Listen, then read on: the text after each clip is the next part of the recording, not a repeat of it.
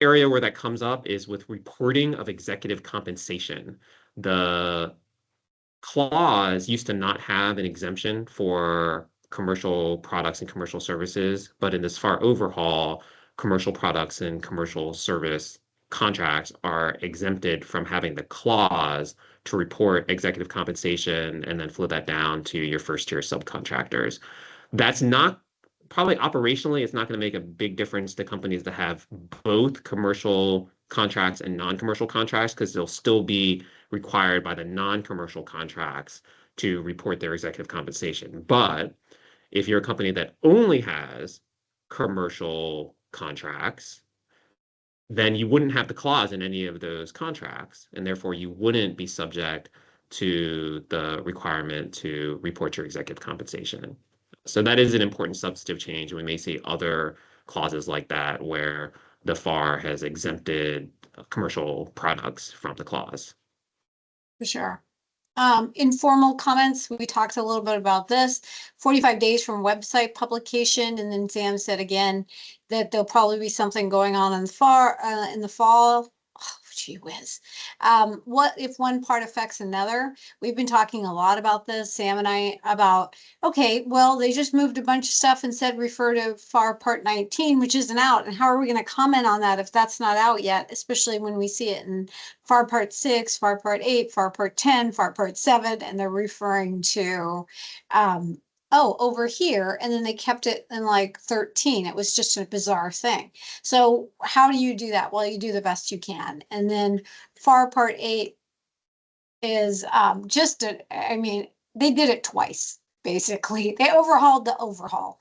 And so when I think the major change that I saw was that they eliminated the words best in class and put required use.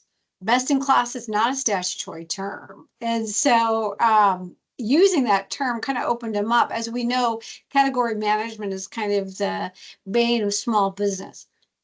And as these contract vehicles get larger and larger and best in class and everything is fighting it, then small businesses lose out. So it's really important that you understand that distinction, but there's still category management, leadership council, still category management within agencies. There's still all this feeding it. So when they're talking about required, really they're talking about the competitive procedures that are getting pushed more and more without small business consideration or without small business set-asides.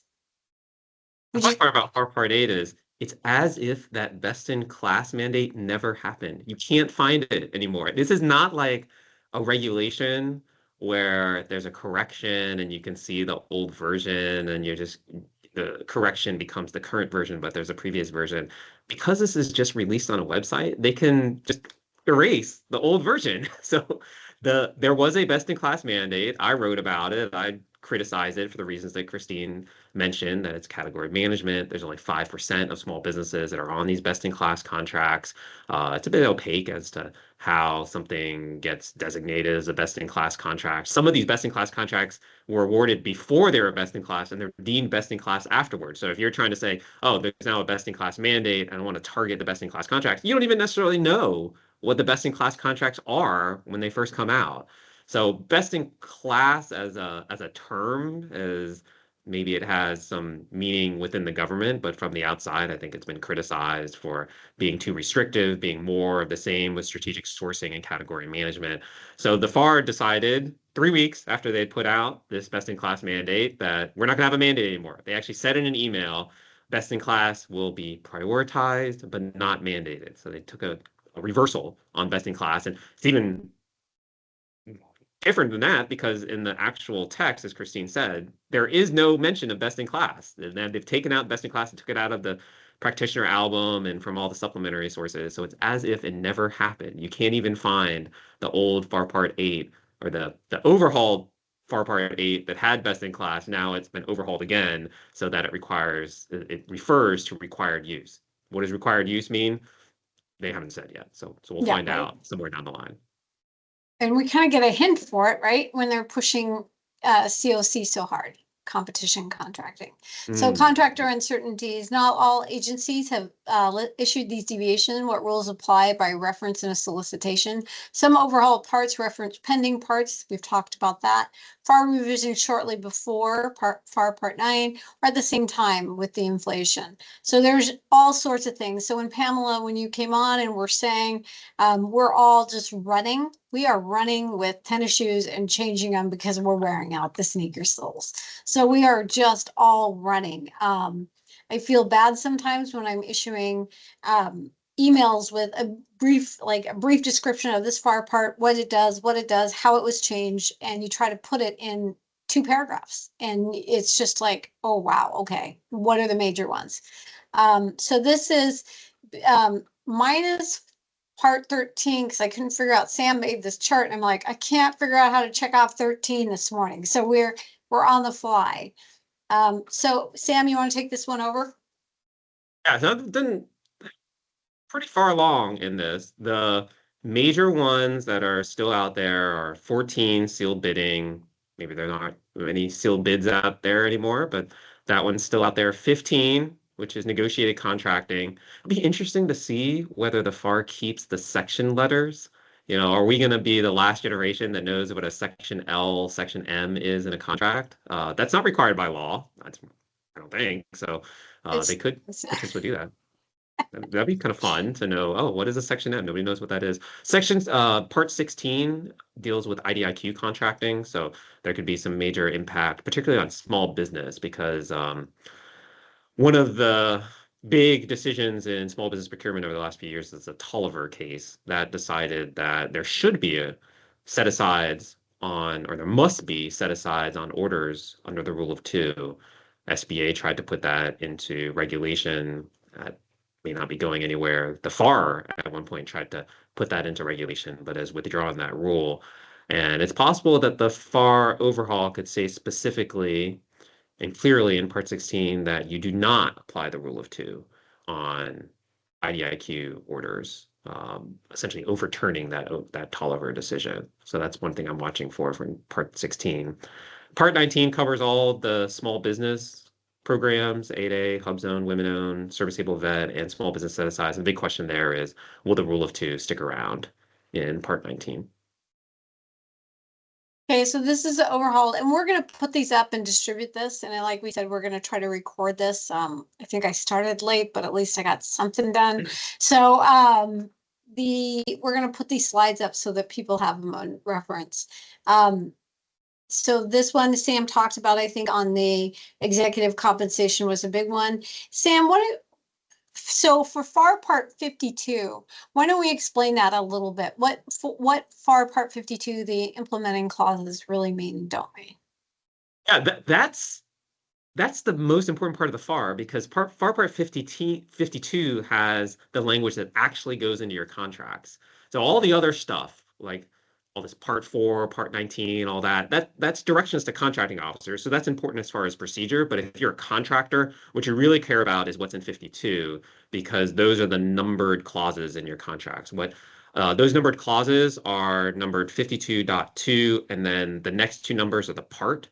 So 52.219 relates back to Part 19, or 52.204 relates back to Part 4.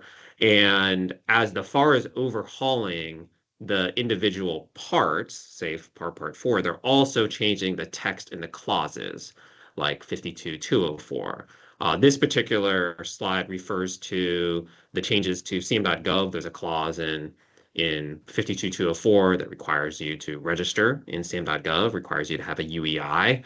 And along with FAR Part 4, when that was overhauled, the FAR said SAM.gov is also going to get changes, but it's going to be a lot slower because SAM.gov is evidently, first of all, very slow, but potentially out of money too. That's why the GSA has gone to the Congress and asked for a registration fee for SAM.gov, so that right now you register, it's for free. When you go into SAM.gov, GSA has proposed to have companies pay to register in SAM.gov so that they can speed up some of these changes.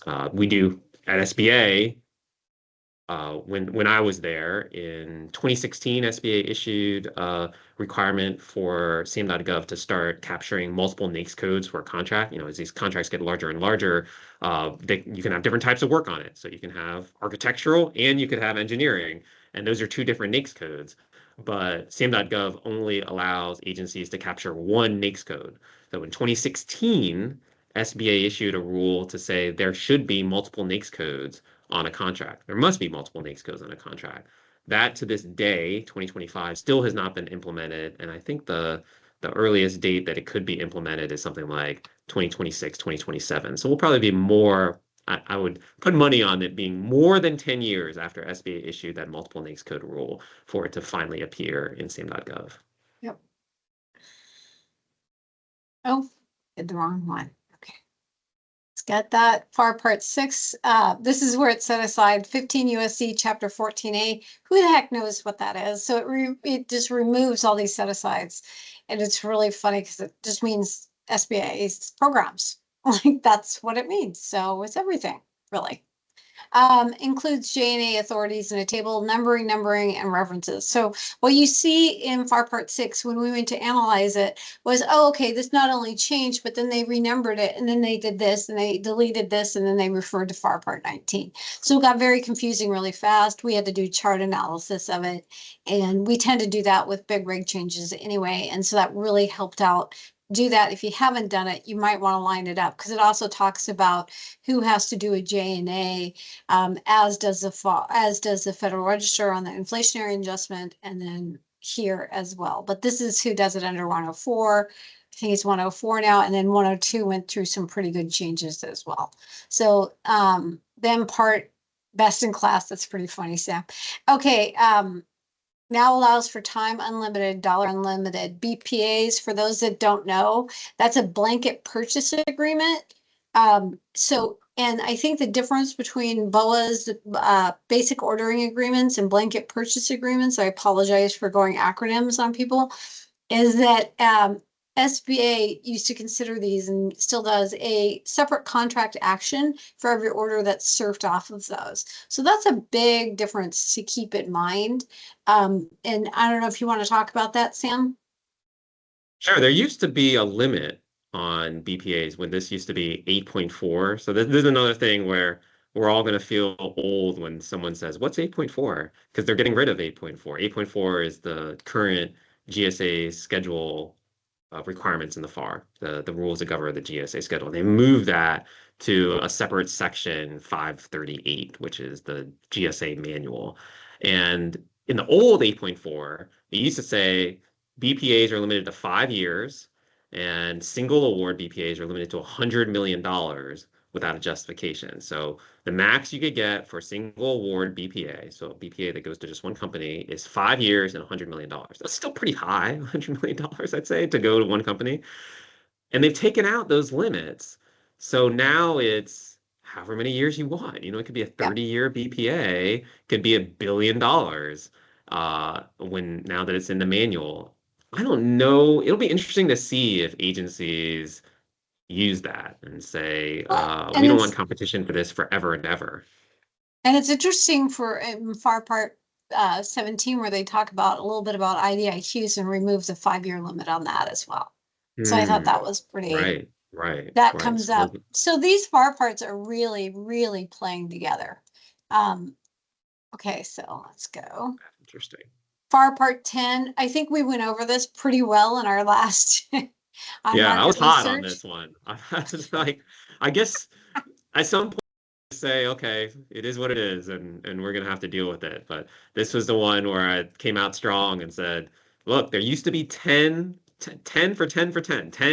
10 used to have 10 small business protections, things like talking with the PCRs, looking up small businesses on SBA's website, working with small business specialists. There were 10 of those, and FAR Part 10 took out all 10 of those, 10 for 10, in taking out small business market research requirements. They said maybe it'll come back in Part 19, but we don't know. We don't have Part 19 yet. Right. And then the deviation summary. I always like the deviation summary. No longer lists specific considerations. the deviation summary from GSA is usually the first one out and kind of does a summary of the changes because they've also, they're the kind of the force behind the force. So this is what Sam was talking about, but we found right before, again, Sam and I do a lot of work immediately preceding these presentations, like 10 minutes before, we're like, and this, and 13 just came out.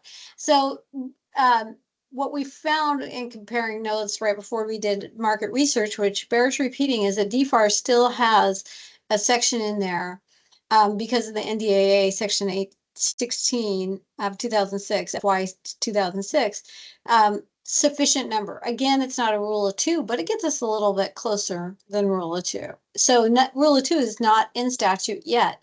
So we'll see what we can do about that, but there's other stuff there. Then we'll talk about that a little bit later.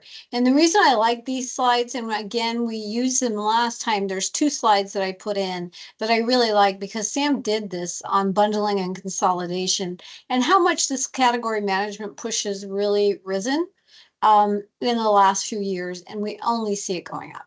And so that best in class and the required use, is it interchangeable? To me, in my mind, it is. They just can't use a non-statutory word. They're trying to avoid that, to avoid the challenge, I think. Sam, you want to talk about this? You will continue to see this go up because the push is to have more consolidated contracting. That's what OneGov is. You're talking about GSA OneGov. It's GSA contracting sometimes with a handful of companies, sometimes with one company on behalf of the whole government. And that's bundling, that's consolidation. They have to go through, by statute, the government has to go through a justification process, potentially work with SBA, potentially work with OSDBUs, depending on the threshold. But you can do that. You can justify it and say we're going to save boatloads of money. And that shows up in these bundling consolidation stats. I mean, 2024 was under the last administration. That's before we even start this. And you already see the numbers going up. So yeah. Now that we have a executive order mandate to consolidate contracting in GSA and to consolidate contracting on category management vehicles, you would expect that these numbers will continue to rise. And I think it bears repeating that so far this year, there have been 66 8A application approvals. 66. It was 500 and 600 the years before. So I think this is, this is getting bad. And I'm not usually one with hair on fire, but I don't like these numbers. So again, we're going to see consolidation. Really what you pay attention to is the bundling, because the bundling hurts much worse. Rule of two, legislation. Yeah, there's probably legislation in play tied to the simplified acquisition threshold. What's not so great about that is because the GSA's proposed legislation raises the FAT to 10 million bucks. So if it can be nicely untied and maybe put to the new SAT limit of 350,000 and above, or this, I should say, floor, that would be better. Zombie contracts. This is that House hearing, which I loved this term when the guy used it, and then the woman-owned small business repeated it. Sam, you want to talk about that? The zombie contracts is going to be one of the results of this consolidation. Companies try so hard to get on these vehicles. They're spending tens of thousands of dollars, maybe, in some situations, putting in huge investments in partnering and joint ventures and mentor protege to get on required use vehicles, best in class vehicles, category management vehicles, things like Oasis Plus. That's a big example that's out there now. That's what everybody's chasing, Oasis Plus, because it's best in class. And then you get on, and in some cases, it was reported at this House hearing, not, Oasis Plus hasn't still going through the rounds and they're making awards now. But in some of these cases, you get nothing on it, or there are no orders that are issued on it. So you've just spent tens of thousands of dollars on, or your time. I think Sue Tellier at the House hearing said it can use 40 hours of the CEO's time. That's very valuable time that you could spend actually doing work or doing other business development. You spend all this time and money getting on these contracts, and then nothing happens, and it's a zombie contract. Nothing's being awarded. They said it's more common than you think that the agency will ramp up this big IDIQ contract. I think this happened with DHS. DHS was about to order to create new agency vehicles and then canceled it to say, oh, we're going to go and do GSA contracts instead of doing something for DHS. So you spend a lot of money getting on it. You don't get any credit for spending a ton of money to get on a contract if the contract's eventually, maybe it's not even canceled. It's just the agency doesn't issue orders. I don't know that there's a good solution to this. You just have to keep chasing these contracts and maybe a few of them will work out. There's just a lot of risk now in Yeah. getting through. I think they use the term 75,000 in one case that Wow. just get blown that they have to set aside 75,000 and they're dead men walking. And then there was the IG confirmation in the Senate, which was very interesting. I went to that one in person and watched the House one. And Sam, will you put links up too on these hearings? I'm gonna put one up for the House Oh, right sure. now. There's YouTube. Okay, and then the rule of two, I thought, I'm sorry, the IG confirmation was going great, and then he said something about it. So we've gotten so far we know that there's been an investigation. Um, I'm sorry, let me start from the beginning. We know that SBA announced an audit of the 8A program. Okay. And then we know that Administrator Leffler sent a letter to the contracting officers about the fraud in the 8A program. I think that had to do with the USAID uh, scandal. So we've had one, this, so not overall time, but, significantly lower by 9 times the risk of contracting with 8A contractors than non-8A or non-SBA contractors. So then at the IG confirmation center, it's going along great. He's doing his confirmation, and all of a sudden he says, yeah, I'm going to start investigating that 8A program because I don't think it's had enough attention. My head pops up like Pop Goes the Weasel. Like I was just like looking down, this is going great. I'm glad it's not that exciting. And then it got, I was like, oh no. So all these things are starting to have a real chilling effect. And then you see the approval rate um, of new 8As just going through the floor. And so you're like, I'm starting to think I'm a conspiracy theorist or something, but I'm like, what's happening around here? This has got to be more than that. The bona fide office moratorium is going to go away at the end of the month. There may be some solutions to that legislatively. We'll see what happens there. FAR Part 12, simplified the SAT. You want to talk about this one, Sam, real quick? This was what's called the big innovation for the FAR overhaul. It moves a lot of, if you're familiar with FAR Part 13, which is the simplified acquisition procedures, into Part 12. So when Part 13 came out, like 40 minutes ago, there wasn't much in it because it moved into Part 12. What the government's trying to do is have agencies use the fastest buying procedures for commercial purchases. There is a threshold, $7.5 million. So under $7.5 million, the government is supposed to use simplified acquisition procedures. That's RFQs instead of RFPs, and no more Section L and Section M. It could be comparative evaluations rather than using adjectival ratings or colors. It can use unpriced purchase orders. It can use standing price quotations. So there's a lot more flexibility under FAR Part 12. And it also now includes construction. The FAR has specifically included construction, so you may see construction contracts come out with an RFQ and having very short timelines, very short proposal requirements, short solicitations that don't follow that RFP structure. This should speed up contracting. However, it creates a lot of variation between agencies, probably between offices. So if you're trying to standardize procurement, these simplified acquisition procedures are non-standard. So, when you're talking about flexibility, that means contracting officer can try something new, try to do something different, and you're going to have to really be quick on your feet to see exactly what the agency is doing. Also, Yeah. in a lot of these situations, it does not result in a debriefing. So that has an effect on the bid protest world. Yeah. And I think that people are afraid of definition creep on this one. That is going to encompass more and more, and they're going to start to use it more and more. Mm-hmm. It's definitely true. Some more small business changes. 7 cuts out small business specialists Yeah, let me go into that because there's an in the existing Part 7, there's a requirement that small business specialists be able to review the acquisition plan whenever the acquisition is above a particular threshold. And it changes based on agency. I think it's like $8 million for GSA, $2.5 million for other agencies, and even higher for Department of Defense. The small business specialists are the people that work in the OSDBU offices or Office of Small Business Programs.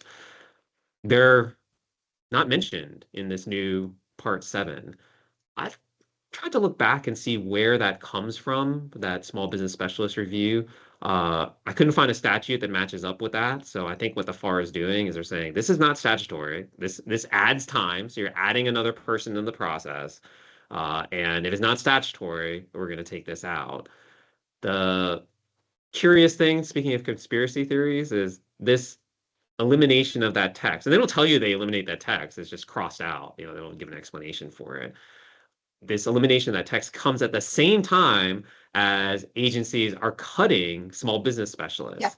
HHS issued a reduction in force that eliminated all but one person in their OSDBU office. So that's all the small business specialists. And there's one director that sits.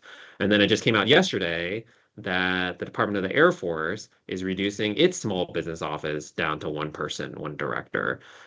So is there some sort of coordination here between the Right. agencies and the FAR saying, okay, on the agency side, we're going to reduce staff, and on the FAR, and we're going to reduce the requirements for these small business specialists to review things? I'm not saying there is. I'm just saying this timing is curious in that the agencies are reducing staff and the FAR is reducing the responsibilities for these. That doesn't mean that there's no responsibilities. There's still statutory responsibilities. Section 15K of the Small Business Act. I know it well because we had to rate agencies on how they were complying with Section 15K. It has 21 requirements for these small business offices, including small business specialists. So if these offices are being reduced to one and there's 21 requirements, it's going to be pretty hard for these people to do the statutory responsibility. Yes, and that is one of the requirements, is to sign off on DD 2579 forms. Well, and it kind of goes into just a little bit of a collateral issue, which is where's the Regulatory Flexibility Act analysis on this going on? And especially with FAR Part 19, is that going to happen? Is that not going to happen? When is it going to happen? When are the change, how is a companion guide for small businesses going to be written? What does this mean? And why are they making it even more cumbersome for small businesses with such a massive overhaul take place in such a short time? And so I think these Regulatory Flexibility Act for the Office of Advocacy becomes very, very important. And that type of analysis gets listened to and repeated, because that is a statute, that is law, that is a ripe for an APA type of action. So it's crazy, some of the stuff I think is going on. That'd be interesting if they do the whole FAR at once for notice and comment. What do you put in for the RFA? Right? That's a lot. It's a lot of impact. Could you imagine if they did that? Like, yeah, people would jump in to help with that. FAR Part 27, Sam's interested in the C. Go ahead, Sam. Yeah, they just completely missed this. The FAR Part 27 refers to a 2002 SBA policy on SBIR data rights. So there's the number of years that the SBIR company has rights to their data for the SBIR project. And the 2002 version says 4 years. SBA changed that to 20 years in 2019, but Part 27 just ignored that SBA had issued something. It's not that new. 2019, that's still 6 years ago. And the FAR just said, no, we'll stick with 2002. The FAR had withdrawn a proposed rule that would have adopted the 20-year SBIR data rights. So they could have finalized the 20 years in time, and they didn't finalize it, and they missed it in this change. That is certainly an area where SBIR interested companies should comment. And then FAR Part 7, they kept most of the substantive stuff. They moved the language to benefits to the FAR companion. Again, are we dealing with informal, formal regs? And then the options for they mainly reorganized this, and they deletion of 17204E, which was what I was talking about earlier, where the options seem to not go with the 5-year, where you have a base plus 4. So shall not exceed the 5 years. So the rest saw some movement to the far companion, a couple of typos like DOD for DOE in one piece. So we're seeing them move very quickly. We're also seeing some things occur that I think they're having to do on the fly. I think a lot of this was prepped beforehand, before they introduced it. Now they're doing a lot of it on the fly. And I think that the stuff that was prepped beforehand had a lot less typo or misses or things like that. The stuff that's come out more recently, we're seeing a little more, I'm noticing, and maybe it's just me, a little more of the typos and things. Subcontracting policies and confusion about the FAR Part 40 language change. Oh, and before we go on, Sam, if you guys don't subscribe to Sam's newsletter, it is probably one of the best things that you could do, govconintelligence.com.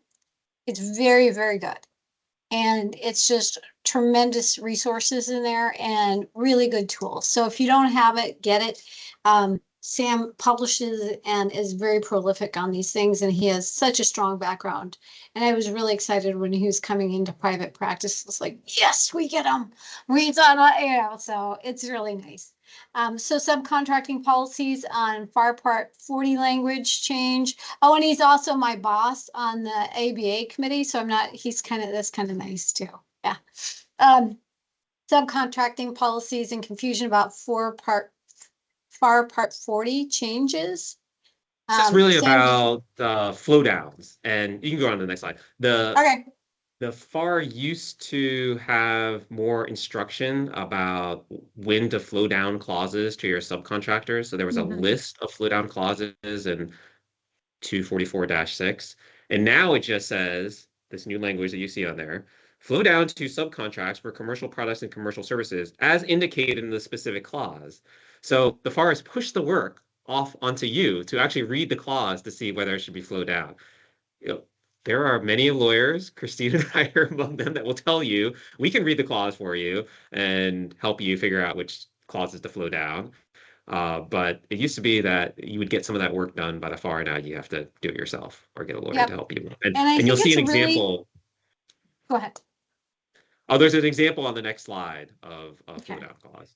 And I think that it's really important to remember that the Christian doctrine is always in play in government contracting.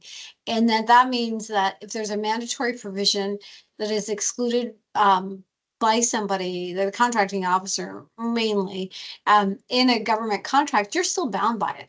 So they have shifted that responsibility with the Christian doctrine, which has been around forever, with some deviations to it, but it's pretty much it's your responsibility. And this just kind of jumps up and down on that responsibility. And I find that a little bit daunting for small businesses and contractors that are trying to make it in a very competitive world. Oh, is this That's one? okay. This That's is just an it. example. That shift around some language, and some people actually say the new version is better. I'm a bit confused by the new version, but this is about covered contractor information systems. And it says that you have to include this clause, this is flow down language. You have to include this clause in contracts, including in subcontracts, including, I'm reading from the right side, including subcontracts for the acquisition of commercial products other than commercially available off-the-shelf items or commercial services. So does the or commercial services mean that it's included or it's not included? Is it in the including or is it in the other than? Um, to me, it's a bit confusing. I guess most people seem to think, okay, it's included for commercial services. So maybe it's not. Maybe it's just me. It's not just you. What's yet to come? Whatever happened to 8A and SDB? Whatever Are you going to happened answer to that? What did happen to it? right, yeah. Well, and what is yet to come? 8A is one of I think the best programs on both government efficiency and the ability and agility of contractors to move quickly, to give a good product that the contracting officers are happy with. And what's happening to it is it's getting gutted in favor of bureaucracy that is getting overbuilt. These vehicles aren't getting smaller, they're getting bigger. When you get bigger and bigger vehicles, you get more and more inefficiencies, even though it touts efficiencies, it's actually been shown to not. When you have an 8A contract and a sole source award, you have less overhead, you have open book policy where you have to do a negotiated procurement for cost and pricing data. There's much more onus on the small business contractor to be right, to be good, and to be fast. And the government doesn't have to worry as much about buying back work and then rebidding it. So it's a really good program. So the small disadvantaged business, it's almost like these are bad words to say now. And I think that's a shame. That's an Saving interesting the point best that for you made last. about the $70,000, how much it costs to get onto the vehicles. When Yeah, you have 8A, one of the big advantages of 8A is it's basically protest proof. You can't protest the award of a 8A sole source contract. Another advantage is the business doesn't have to spend that $70,000 to get the 8A contract. You have to have built that relationship with the agency, but it's not like you get onto the contract and there's no work on it. You're fairly certain that there's going to be work on it because it's not a vehicle. It's usually a contract that you're yeah. winning. So with the move from if this is the case, and this appears to be the case, this shift away from 8A to be replaced by something else, contract vehicles or something, that's just going to cost a lot more for contractors for capture. They're going to have to pay this $70,000 to a consultant or in their CEO time to get onto these vehicles with less certainty that they're actually going to get work out of it.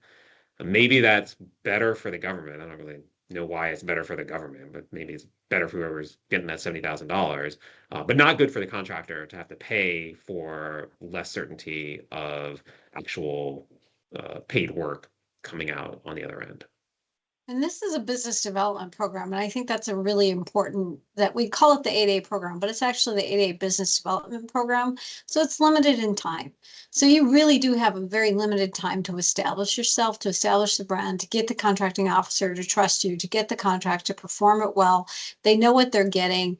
They can look at your overhead. They can look at your fee. They can look at everything that you got. You have to certify your cost and pricing data. It used to be called TINA. Now it's a new law, but it's the same. Everybody still calls it TINA. And I think it's really important that you're making certifications about what product you're going to deliver and at what price, and you stick to it. So I think these are the important points when people talk about 8A. Why is it more efficient? Why is it cheaper? You're looking at overhead costs. You're looking at it doesn't go on forever with a protest upon a protest upon a protest upon a protest when you're doing a sole source award. So these are some of the advantages. And again, it's not zombie. You're going to actually get work off of something that you have marketed for, worked your butt off for, got a reputation for. You still have to do performance. There's a certificate of competency that can come into play. There's a bunch of stuff that can still go on here. Okay, saving the best for last. I do love a negotiated procurement stuff, so 15 will be interesting. So Sam, you want to talk about the rest? 16, 19, 16 is multiple award IDIQ procedures, 19 is small business programs, including all the certification programs. And then we'll see the clauses come out in Part 52. I don't expect to see any more Part 8 situations where they go back on something after 3 weeks. But now that we know that that's possible, nobody knew that was possible. They could just go and revise something. Maybe it'll happen again. And then we'll see notice and comment in fiscal year 26. So in the fall, we'll see the notice and comment come out. And that'll be that big rush to get any comments in on whatever parts you might have an issue with. And there's some people have said that does it even matter for notice and comment because a lot of agencies have already deviated. As I go through the deviation list, yes, GSA is out there having deviated, but I don't see a whole lot of DOD deviations, DOW, whatever you want to call it, Department of Defense, Department of War. They have not deviated on maybe any of these parts, but I don't see them on the list. And so since that department has over 50% of federal contracting, this notice of comment will be significant. They may be waiting until there's actual final rule before taking on this new FAR. Good point. It's a really good point. I don't think people are paying attention to that those deviation lists are really important and they get updated all the time. And then they're not they don't come on to the FAR overhaul site until much later. So they can be written like weeks before, and then all of a sudden they're appearing with the rule, and we're like, okay, they've seen this. We know that for FAR Part 19, OMB sent it to SBA. SBA promptly sent it back or sent it back, and they're working on it again. So we know that they're probably an ugly first draft when it went by, and then it's back there. So, On the okay. in the deviation list, the Udall Foundation is always on there. They're really good about getting the deviations out. I don't necessarily know Udall Foundation Civility, Integrity, Consensus out of Tucson, Arizona. I don't know much about the Morris K. Udall Foundation, but they're very, very good at getting deviations done. Yeah.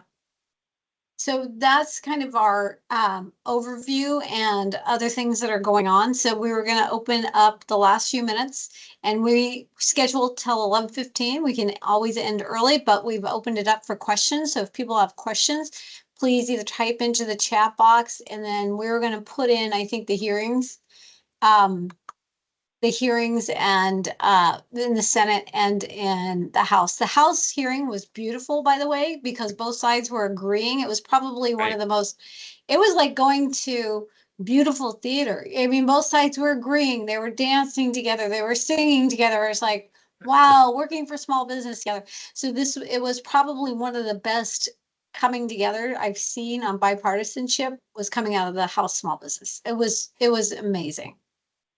I would encourage Yes, yes. everybody Finally to had watch that hearing. this bipartisan agreement that we like small business. Who knew? Something to bring people together finally. We like small business. We think that there's too many things in the way of small business. So my my take on that was there were a lot of different issues that were talked about, putting solicitations in plain language, codifying the rule of two, Mhm. uh, adding more PCRs, and raising the size standards. My take on that is we should look at all of them because small businesses really are getting the short straw in the policy changes that are happening. We've talked about consolidation here, and there's also consolidation at GSA. GSA is taking over more contracting, so that severs the relationships that small businesses have had with agencies and agencies with small businesses. The result of the policy changes and initiatives that have gone on in 2025 is a unprecedented reduction in the number of small businesses that are working on federal contracts.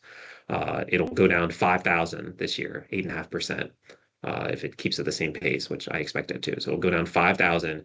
The number is only 60,000. So you get it on 5,000, you're getting to 50,000 small business contractors by next year, unfortunately. That's down from 120,000 at the beginning of last decade in 2010. And part of that is there's consolidation among the small businesses, but it's also that these administrative burdens, these regulatory hurdles have gotten to the point where it's just not worth it for a lot of small business to get involved in federal contracting. The way to deal with that is do all of these things that we've been talking about, rule of two, PCRs, plain language, just throw everything at the wall and see what we can do to support small businesses in contracting. I'm going to put on, there's a YouTube channel for the House, and I just put that in the comment box. And now I'm putting on the Senate one for the IG hearing. At the very end is where I would tune into because it's pretty boring until that bit about the 8A. John Dacus, take Yeah, yourself off mute, John. it's a great question. Yeah. We kind of talked about this, Christine, separately, but the proposed final rule or the final rule for inflationary only address the old FAR Part 6 sections. Are they going to need to do a direct final rule to basically pull over any changes of that have been made to the old FAR to the overhaul? I think that, yes. Hmm. They will have to do a final rule when they come out with this notice and comment in fiscal 26. But where agencies have deviated to the new FAR overhaul, I think they'll have to deviate again to get the new thresholds in because You're no Hmm. longer, if you've deviated, you're no longer following the existing FAR, which is what's going to be amended effective October 1st. So I think they have to, in order to, they're I not don't following that know. FAR, they're following the deviation. They should issue another deviation with these new thresholds. They should, but I think if they're deviating to the new FAR, so this is so esoteric. If they're deviating to the new FAR and the new FAR changes, then they would be deviating with it. They would be flowing with it. It would be like a flow down with it. Is Right, that if once the new FAR changes, but that's going to be later. That's going to right? be this fall process. So there'll be a few months there Oh yeah, where where you there's the either, limbo. yeah, where you don't know, you don't necessarily know what the threshold is. Because the inflationary adjustment should be taking effect October 1st by statute, right? Hmm. October 1st in 2025. I really, what they should do with FAR Part 19 coming out, next week or the week after is just use the new thresholds. Use 5.5 million. No, nobody's, Right, or put in the date. Put in the October right, 1st date. and then it It's only rolls. gonna be a few days. Yeah, and that is a discretionary role. Yeah, I see. That's a good question, John, because with the way that everything is changing now and with even overhauling the FAR part overhaul, then is an agency then having to reissue deviations on FAR Part 8? That would be interesting if they were going to say they were used best in class and all of a sudden it's a required use. So it is gone for most of the stuff, but I didn't look at the deviations. Did you look at the That's deviations, true. Sam? No, I should see what the Udall Foundation does. The Udall Yep. Foundation, all those you're working with the Udall Foundation, are they prioritizing best in class? Right, right. Um, So, and John Dykes and I have been corresponding quite a bit or talking quite about the inflationary adjustment as Sam has, everybody has, which kicks in every year divisible by 5. And there's been a lot of confusion around that because what tipped in the FAR didn't tip in the DFARs, or maybe not, and maybe it did, and how that's going to go, and then what J&A is required for what. So everything is kind of in the SBA slides that they've been publishing are now like, we're just not sure.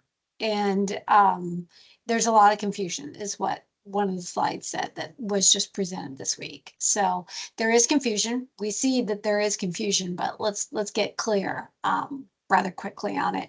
And the J&A, I think this is a nice piece to talk about, Sam, that the J&A that is required is not the SECA J&A. So the justification and approval memorandums done above a sole source award amount for 8A is about 5 parts. And a SECA justification is either 19 or 24. I can't remember if I subtracted it. So it's quite intense. And contracting officers are really loath to fill out J&As.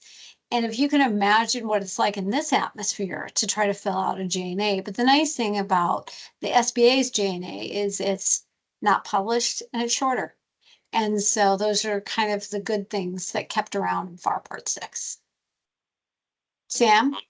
I'm not confused by it. I'm pretty sure I know what happened here, I which do. is they, with the inflation adjustments, somebody just used Excel to predict what the inflation was going to be by March 2025, but they were way off.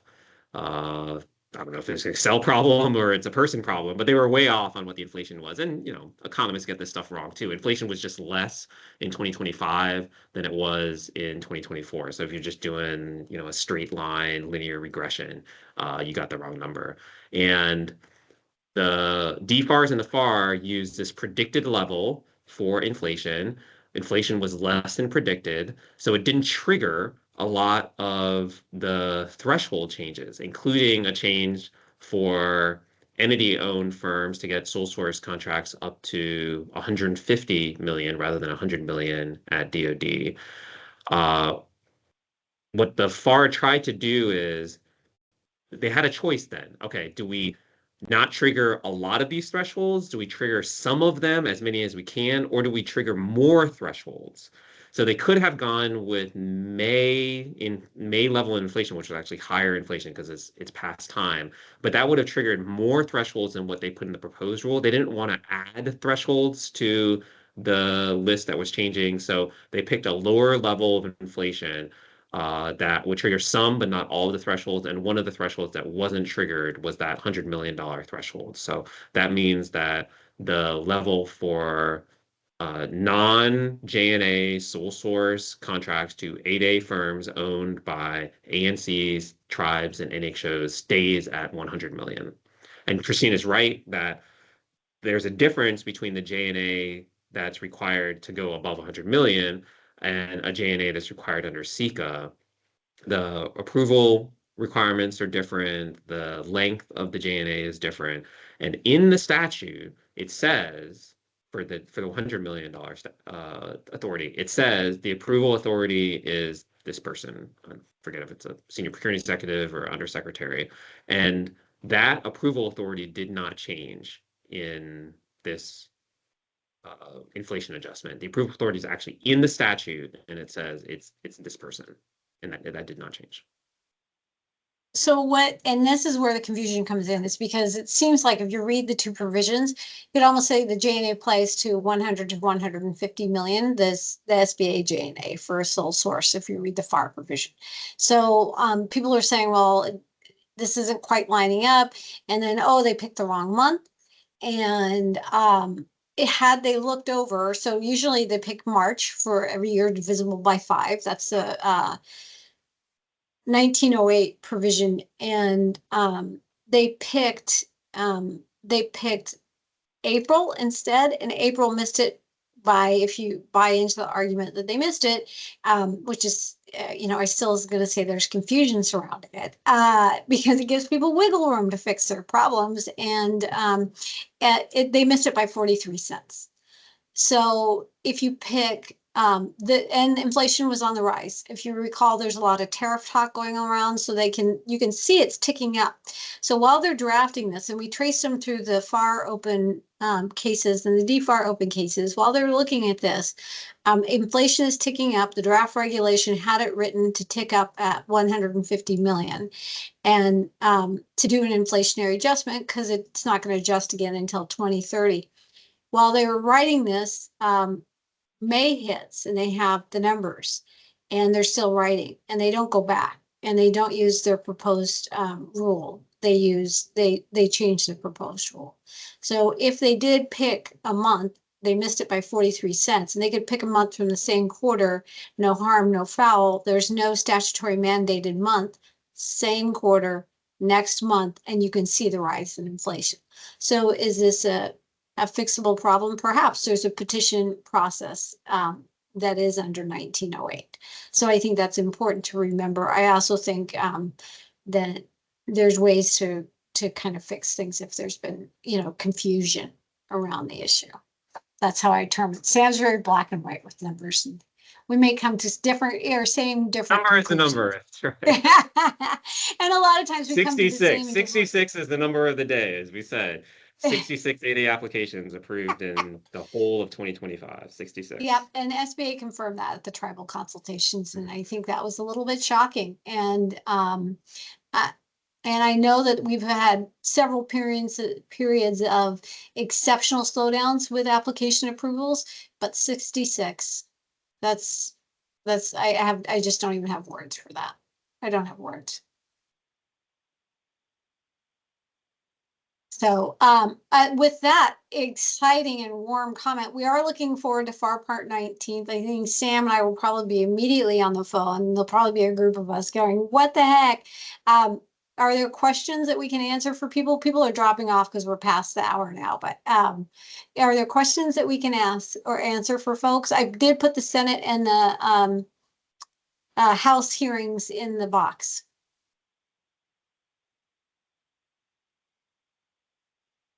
Wow, we've either talked people into boredom death or something. Would it be also helpful if people would like, we can put these slides out? Sam, do you want to take the slides and put them out? I'll put them out as well, or how do you want to do that? I'll have to fix my typo at the beginning, and then we can finalize the slides. Pamela, please go. Well, I just want to say thank you very much. Again, this is important because there is so much deviations going on all over, and we're all trying to keep up. So I appreciate you giving us slides. I appreciate recordings because I have to get it out to other people in my company and share the information. So very, very appreciative for you guys doing this. And Sam, I did remember to sign up today for your newsletter. So thank you very much for that too. We all need to help together on this. Thank you.